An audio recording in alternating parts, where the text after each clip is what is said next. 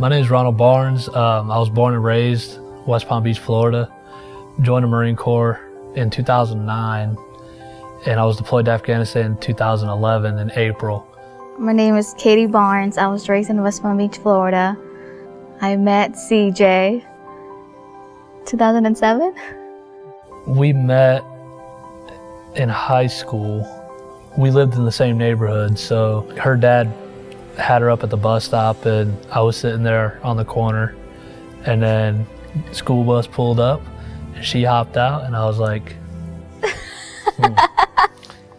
Like, we met that morning, and then that afternoon, we walked home together. We were just like friends. She never gave me a chance. No, he never asked me out. He was too scared to talk to me like that. He just saw me as a friend, I guess. Like 4 months before he deployed, that's when we started dating. I proposed to my wife on March 17th, 2011, and it was a month before I deployed, and we had this lake that it was kind of our lake. Like, we had a lot of sentimental memories there. I brought her there one afternoon, and then I just asked her if she would marry me, and that was kind of it. And we got married October 2011. I joined the Marine Corps for a few reasons.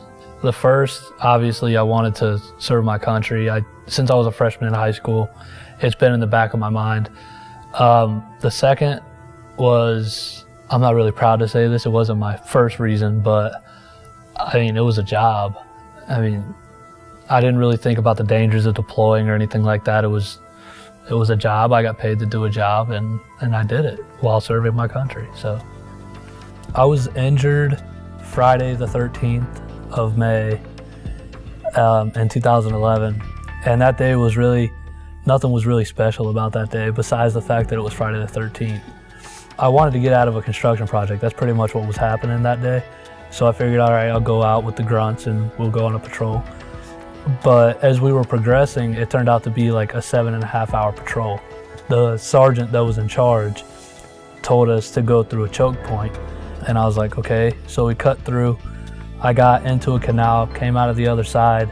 It took maybe 3 or 4 steps, and I felt my foot kind of sink into the ground a little bit, and I knew what it was. I knew what was about to happen, and then everything kind of just went black, and I opened my eyes again, and I was on the ground.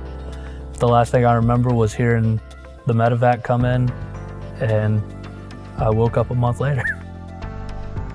The Marines called his sister, and his sister called me, and she told me, she was like, are you home?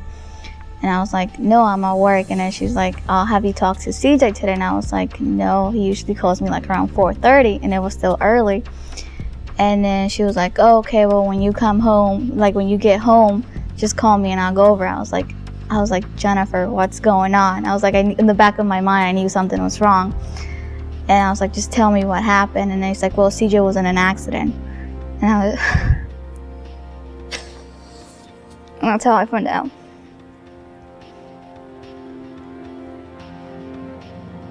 When they flew him over here to Maryland, he was in a drug coma.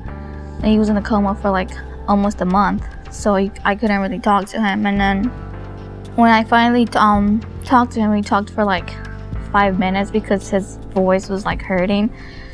And then as soon as I graduated high school, I came over here. I spent a week here, and then I went back home for 2 days, packed my bags, and then came back. And I've been here ever since. The way I found out about Home at Last, there was a lieutenant colonel who was working on my hand at the time at the hospital, and he mentioned it to me, but I was fresh out of the hospital. The lieutenant colonel called Bill and said he thought he had a good candidate. So Bill called me and asked me if I could be ready, and I forget, it was something like 6 or 7 months.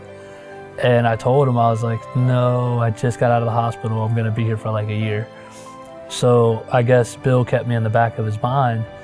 And then this time around, when they built the new house, Bill gave me a call, or actually he sent me an email, and everything kind of just fell into place after that.